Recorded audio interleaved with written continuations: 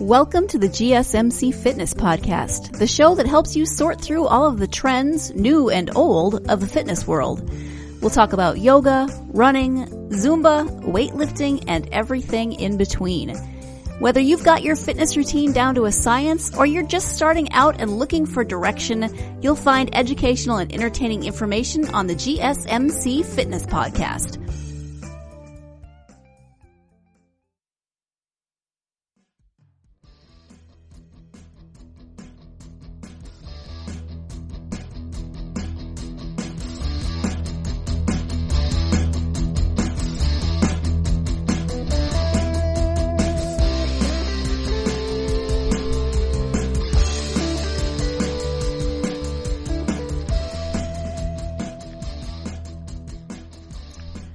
Hey guys, and welcome to GSMC Fitness Podcast, brought to you by the GSMC Podcast Network. I'm your host, Cynthia, and happy Wednesday, everyone. Happy July 1st. Oh my God, I cannot believe it is already the 1st of July. Like what? Like what happened to June? What happened? I don't know. This year is flying by. I don't know if it's because of COVID. I don't know. But this year is just like, we need to slow our roll a little bit, okay? Because I don't know what to do with time flying by so fast. I didn't even realize it was July 1st today until usually for the podcast, before I begin recording, I type out the title along with the date at the very end. And after the title, I typed in that I was going to type 6 for June, like 6. And I'm like, wait, there's no 31st in June. And I triple check my calendar on my phone. I'm like, yeah, it's only till the 30th. That's the 1st of July already. That's insane. Literally, insane in the membrane. I can't even wrap my mind around that. I can't wrap my mind around a lot of things right now because, girl, I am so sleep deprived right now. Usually after I teach fitness classes in the mornings, I have a break in between my work in the morning and then here. And I usually take a nap, about an hour, 2-hour nap before coming in to record the episode. And I just didn't have time today. So I'm feeling extremely lethargic and fatigued. And I swear today also, the day that I'm feeling the most tired, I'm driving behind every slow person, okay? I'm driving behind every slow person, which is a huge pet peeve of mine. I hate driving behind slow people. And then I swear I got hit with every single red light on my way here. And trust me, there's a lot of traffic lights on my way here. So I got hit with all of them. And yeah, so I don't know what happened, but I'm here. I made it. I'm alive. That's what counts, right? And we're going to push through it for today's episode. And we're not here to hear me complain about me being sleep deprived or tired, because I'm sure a lot of you who are listening to me right now are also feeling the same way as me. We're here to discuss something slightly different, not necessarily about a fitness technique or form or a specific class style of training, but we're going to be talking about something that's still very connected with fitness, diet. We all know that diet is about 80%. Proper nutrition and diet is key. And we're going to be discussing OMAD diet. Now, for those of you who don't know what the OMAD diet stands for, it stands for 1 meal a day. Okay. It's pretty straightforward, basic. It's the first time I heard about this diet was actually not even that long ago. My boss introduced me to the OMAD diet, I'd say a couple of months ago. So I came into the studio and he's like, him and I, we usually always chop it up, anything fitness related, because we both have had really successful weight loss stories, and we just really enjoy talking about nutrition and diet and things of that nature. So naturally, this conversation or this topic came up in our conversation because he has been implementing the OMAD diet. So he asks me, Cynthia, have you heard of OMAD? I'm like, what? And he's like, OMAD. And I'm like, no, what is that? So he proceeds to tell me that you basically eat one meal a day. You have an hour window to consume all of your calories within that window, which is honestly pretty challenging if you ask me. And he showed me a couple videos on YouTube of these big time YouTubers who are literally known for their very huge, extravagant meals, piling on, patty after patty after patty in their burgers with chili cheese fries in between each layer of patty. And then they have a big box of pizza topped with, double bacon burrito, all the unhealthy stuff. So he was like showing me all this, and it was pretty disturbing, if you ask me. And it literally hurt my stomach. Like, I couldn't even finish watching the videos. Like, I felt like I needed to throw up. I'm like, ew, how are people eating this junk and eating it within an hour? Like, that is physically very difficult. I don't know if it's impossible because I saw it on YouTube, so I wouldn't say impossible. But it is extremely, extremely, extremely, extremely difficult. So I want to talk about OMAD diet because this is becoming widely popular. If you follow weight loss trends, then you've probably heard about intermittent fasting, which has dieters foregoing food for up to 16 hours and then consuming their meals during the remaining 8 hours of the day. So we all know intermittent fasting. You've probably heard of that term being thrown around. It's like the new millennial wave, the new millennial thing to do. It's restrictive but not crazy grueling. The OMAD diet, however, takes this to the extreme. OMAD, again, stands for 1 meal a day. The idea is to fast for 23 hours straight and then consume one large meal in a 60-minute window. So lately, OMAD has been gaining popularity with people swearing by it as a weight loss method, as well as a way to tackle chronic disease and other health-related issues. And that's actually why my boss began implementing the OMAD diet. Not for weight loss purposes, but he has other underlying health conditions that he has been told could help diminish those issues. So I just want to put that out there. So I want to first discuss about how exactly do you follow this OMAD? What does it consist of? What is the procedure? Well, it's not very long, but I don't know why I said procedure. Like many diets, OMAD has a host of rules. For starters, your one meal should be eaten in the same 4-hour time block every day, so you eat on a consistent schedule. You're allowed to drink beverages during your 23-hour fast. Yes, 23-hour fast, but they have to be a calorie-free kind, like black coffee or water or tea. So you fast for 23 hours and then you give yourself that 1 hour window to consume all of your calorie needs, which again doesn't seem very sustainable to me. And 23 hours just drinking coffee, black coffee, by the way, not no mocha frappuccino from Starbucks, not no espresso drink, literally black coffee, water, and plain Jane tea. So I know for a fact I would not be able to do that. I would be very cranky. I would not be feeling myself, which is why I'm going to be very straight up with you guys right now. I'm going to be upfront. I'm not a fan of OMAD. Okay, I don't believe in it. I believe there are other sustainable ways and methods to lose weight in a healthy manner, and OMAD is just not it. And I'll get into, as we proceed through today's episode, I'll dive more into why that is, why I think that way.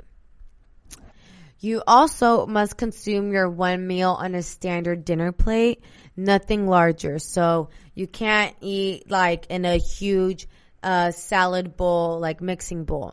The portions will be too large. And you also aren't allowed to pile on heaping amounts of food. And I think this information needs to be relayed to those YouTubers I saw, because they were definitely not following these rules. Their plates were like 10 inches high.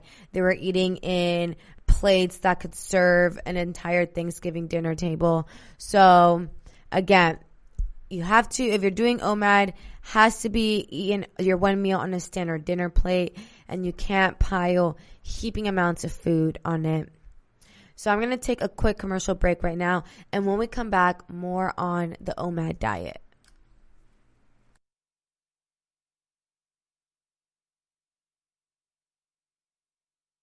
Do you want to be healthier, yet you just don't know what to do? All these shows telling you this and that, but nothing seems to work.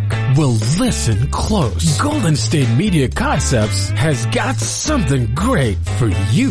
The Health and Wellness Podcast, dedicated to workout trends, healthy eating habits, diet, and everything about healthy living. Join us in our banters as we help you not just live life to the fullest, but live it to the healthiest.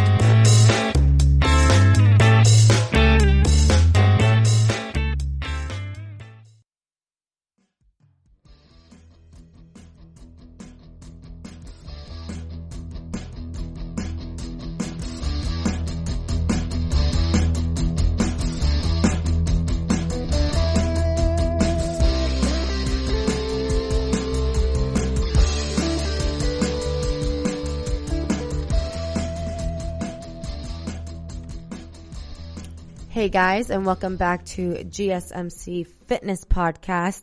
So right before the break, we started to dive into what are these rules that are imposed when implementing the OMAD diet. So again, it's a 23-hour fast. So for 23 hours, you can't eat anything but black coffee, water, and tea. And your one meal must be eaten off a standard dinner plate, and you're not able to pile on heaping amounts of food. That's the upside of OMAD. Whatever you choose to eat can't rise higher than 3 inches on your plate. And other than those rules, dieters can, in theory, eat whatever they like. Which I know is very appealing to many. You don't need to consider your calories, and you don't need to really worry about the exact nutritional profile of the food you eat, as long as you're saving all of your calories for that one period of time.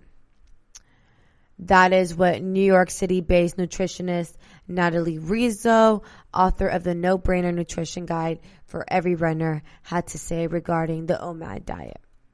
So if you're someone who dislikes tracking and crunching numbers and tracking your calories, then OMAD has that appeal that you don't need to track, count portions, or anything like that. And this is kind of where I disagree, because I think tracking your calories and measuring your food is actually quite important. Tracking your calories and measuring your portions gives you a really clear idea, or a somewhat clear idea, of the exact portions and exactly what foods you are eating and ingesting daily. A lot of times, we go through our day and we just kind of put things in our mouth, and we're just eating, drinking this, eating that, without really taking a second to understand what exactly it is that we are putting in our bodies and how much of it. Prior to me getting into this whole fitness game, I never counted my calories. I didn't know portions who. I don't know her, because they were non-existent in my life nor on my plate. And then when I started to get into working out and really started to take my health seriously, I started to track my calories, and it really wasn't that difficult, you guys. I just think a lot of people are lazy and, find tracking and crunching numbers daunting and difficult, but it's really not difficult. Like, there are literally apps in your phone, MyFitnessPal, that's the one I use, and you literally just scan the barcode off your food item and it saves it automatically. So the next day, if you're eating the exact same foods, you just add it onto your list there. And it's very simple. Like, that's honestly the beauty of technology. Like, it makes your life that much easier when it works, of course.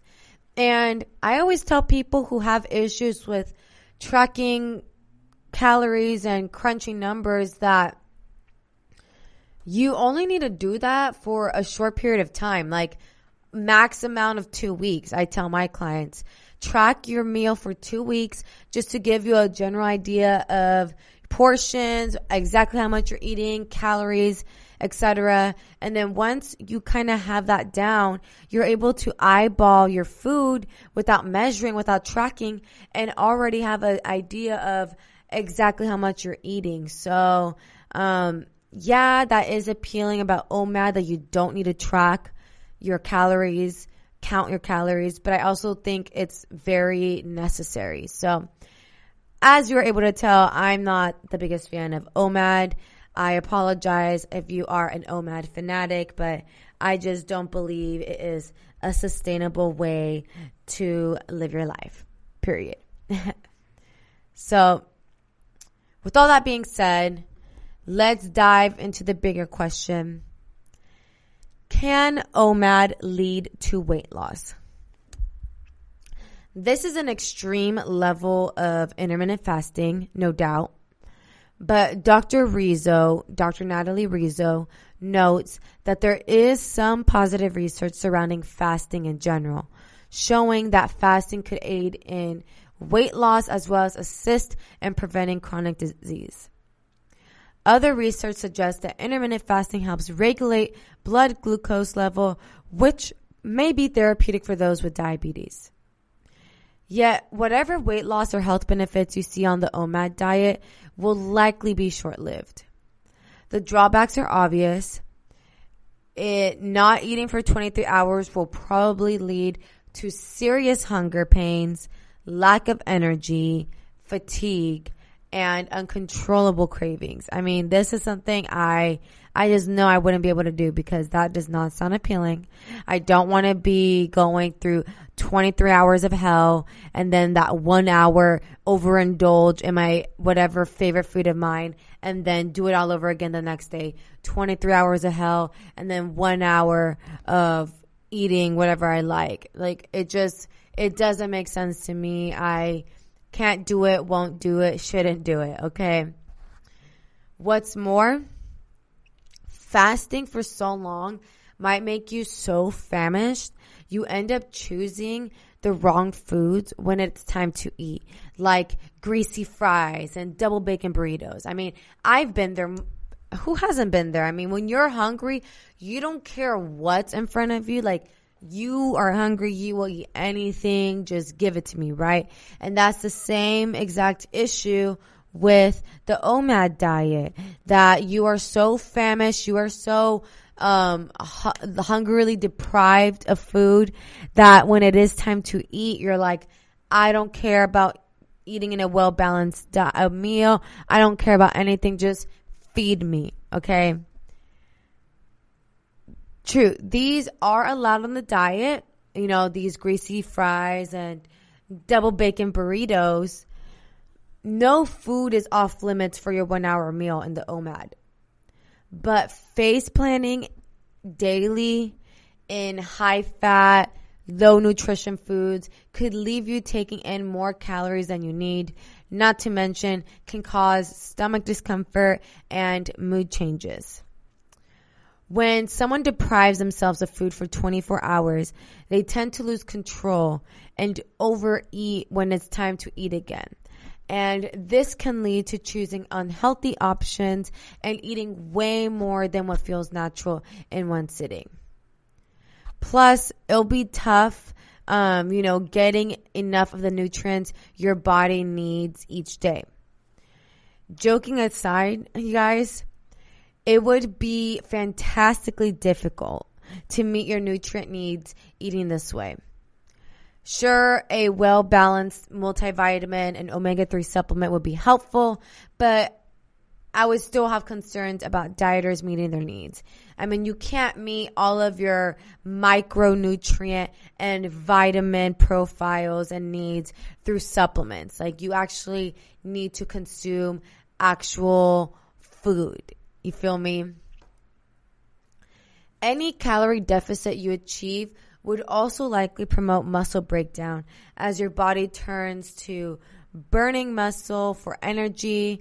If you're an athlete or you're trying to build strength, the OMAD diet will seriously backfire. So definitely if you are a professional athlete, or just an athlete in general, someone who body builds, I definitely wouldn't recommend the OMAD diet. And that's something that I can't really wrap my head around either, because the OMAD diet, usually people's windows are in the evening, right? Because people want to eat in the dinner time. So they'll eat between like 9 p.m. And for those athletes who have early morning workouts at 4 a.m., 5 a.m., and they need to replenish their bodies with protein, they're not able to because that's not in their window. So how would that work for athletes? You feel me? Like, they literally, not even just athletes, just people in general who are active, people who go to the gym, in the morning or in the early afternoon. And it's like, you're supposed to replenish your body with adequate amounts of protein right after your workout, and you're not able to because of OMAD. So there's a lot, in my opinion, there's a lot of downfalls, a lot of cons when it comes to OMAD. I think the biggest pro that people like about OMAD is that you can eat whatever you want within that hour. But each to their own. We're going to take a quick break right now. And when we come back, we're going to discuss, if you do the OMAD diet, how should you eat? We'll be right back.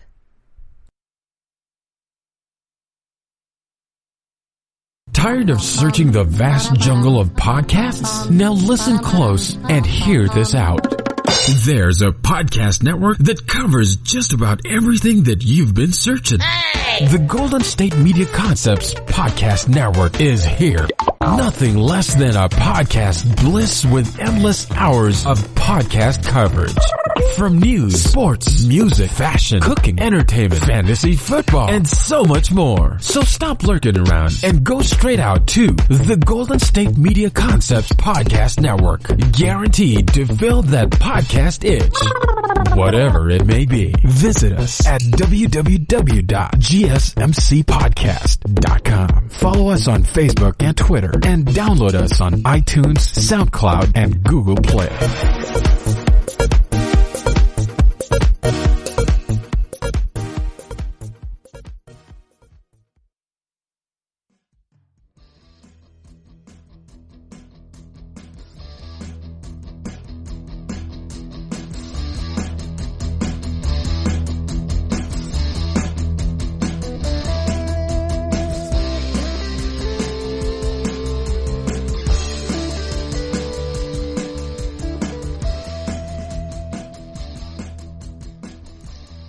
What's up, guys, and welcome back to GSMC Fitness Podcast. So right before the break, we were going to be discussing about if you implement the OMAD diet, how should you eat, what should you eat during that window. So if you decide to do the OMAD diet, don't fall into the trap of scarfing down anything you crave. I know it's very tempting to do this, but don't do it. The diet allows you to eat whatever you want, says Dr. Rizzo. Personally, I would suggest a well-balanced meal with healthy carbs, protein, and healthy fats. And even if you're not doing OMAD, I feel like this is still a well-balanced meal that everyone should be following, with healthy carbs, protein, and healthy fats. Since you're trying to make up for the calories you skip throughout the day, feel free to load up on foods with lots of healthy fats like avocado, olive oil, and nuts. Also, what's really important is to add in variety. Because our nutrient needs are so diverse, variety would be essential. So Mix it up by eating different things every day so you don't miss out on nutrients, especially with these 1 meal a day. It's very different to those who eat 3 to 4 meals a day like myself. I mean, I have variety throughout my day because I'm eating different foods throughout the day. So my nutrient profile is being met through all of these different foods that I am consuming throughout my day. However, a person who is doing the OMAD diet has only 1 meal. So it's very much limited to that 1 meal. You may get your nutrients for a small portion. So for the next day, you need to make sure that you switch things up so that way you're hitting every mark of your nutrient profile with these different foods. So if you're doing OMAD, don't stick to the same food week by week. Switch it up, add variety, change things up so that way you are meeting your nutritional needs because, girl, there's a lot of them, so you don't want to skip out. And now, you guys, we're going to be talking about some things, dive a little bit more onto things, what you should know about OMAD, such as a little bit more about the benefits, a few concerns, etc. So, the benefits of OMAD as by clinical experience. Clinicians experienced in prescribing intermittent fasting and low-carb nutrition frequently use OMAD as a tool to help with weight loss stalls. When a patient is eating low-carb but isn't losing weight as expected, temporary use of OMAD can help kickstart weight loss. You can read more about addressing weight loss stalls in many who eat in an OMAD pattern do so for the ease of only preparing food and eating once a day. This can be especially helpful for those who travel frequently, those who perform shift work, and those with hectic and busy schedules. Think about how much time you spend planning, shopping for, and preparing meals. And we haven't even mentioned dealing with dirty dishes. If you eat 3 meals per day, how much time could you save by cutting that by 2/3? As a form of time-restricted eating and intermittent fasting, OMAD may help reduce hyperinsulinemia, control diabetes, and improve metabolic syndrome. Consistent clinical experience shows that widening the fasting window can help improve these metabolic conditions. So, when used appropriately, OMAD could potentially deliver better results than shorter fasts. Some see OMAD as an easy way to reduce calorie intake when you only allow yourself to eat in a 30 to 60 minute time window. It is physically difficult to exceed your daily calorie needs. This is why OMAD works, people. OMAD works because your calorie intake is being restricted to this 30-minute window, and it is physically difficult to eat and exceed your daily calorie needs. So again, the true only sustainable way to lose weight, to shed body fat, is through eating in a calorie deficit. It's not impossible, but it is sure challenging. For those who benefit from a firm schedule that restricts snacking, OMAD can be the strategy that works best. Now, I want to dive into some concerns about OMAD because, I've basically been talking about concerns the entire time, but I'll get more into it now. The main thing, my biggest concern with this diet is eating disorders. Any eating pattern that promotes a cycle of food restriction followed by extra food consumption can trigger disordered eating behavior in susceptible people. So if you have a history of eating disorders, you should probably avoid OMAD.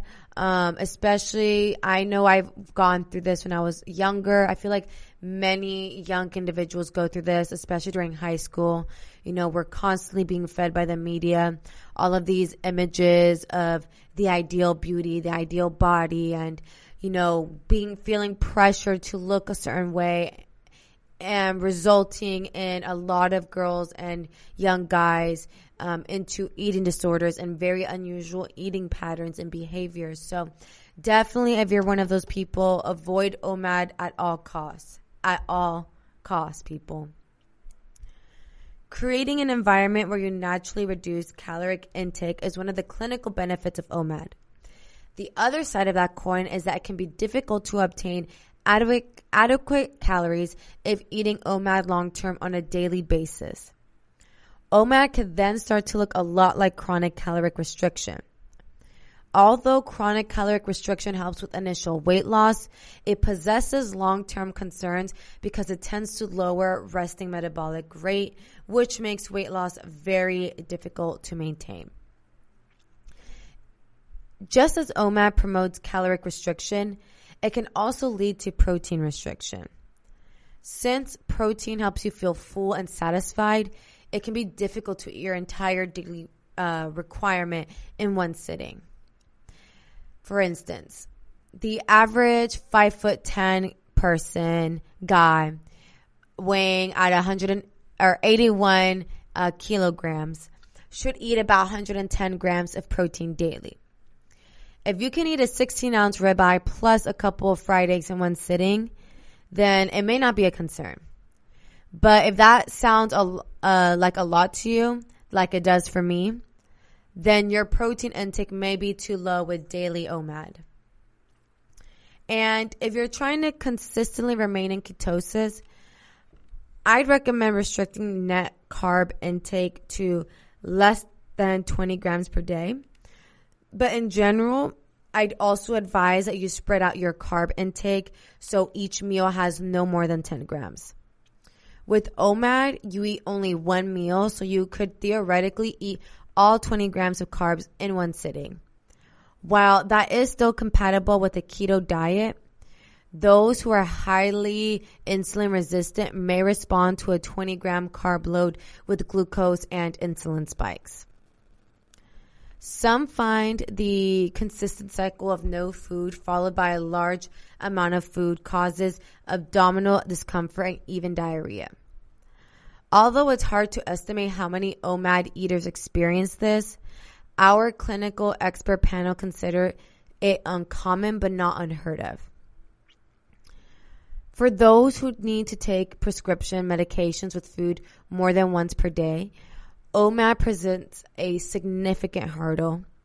If this is the case for you, discuss with your healthcare provider if other options exist. If not, then OMAD is likely not safe for you. Some people find it difficult to exercise while fasting. If you are active, this would make following an OMAD pattern challenging, as it would for me. However, I'd encourage you to at least try fasted exercise, as some findings suggest that it may help with weight and fat loss. So many people do well, even thrive with time-restricted eating and intermittent fasting. Others are more susceptible to side effects. Feeling a little hungry and a little low in energy are expected, but feeling unwell, extremely fatigued, dizzy, nauseated, or having other severe side effects are abnormal responses to intermittent fasting and OMAD. If you experience any of these severe side effects, OMAD is likely not the best choice for you. You can work with your doctor to determine if any changes like greater adaptation to low carb and shorter fasting regimens can make it an option in the future for you. So you guys, that's going to wrap up today's episode here at the GSMC Fitness Podcast. If you liked what I had to discuss on today's episode, please don't forget to like, share, subscribe, comment, all of that good stuff, because that tremendously helps the show. And I wish you all a very happy, healthy, and successful week ahead. And I'll catch you guys here for the next one. You've been listening to the GSMC Fitness Podcast, part of the GSMC Podcast Network. You can find this show and others like it at www.gsmcpodcast.com. Download our podcasts on Stitcher, Apple Podcasts, SoundCloud, Google Play, and any app where you listen to podcasts. Just type in GSMC to find all of the shows from the GSMC Podcast Network. From movies to music, from sports to entertainment, from business news to weird news, we cover it all. You can also follow us on Twitter and Facebook and listen to these podcasts on YouTube. Thank you, and we hope you have enjoyed today's podcast.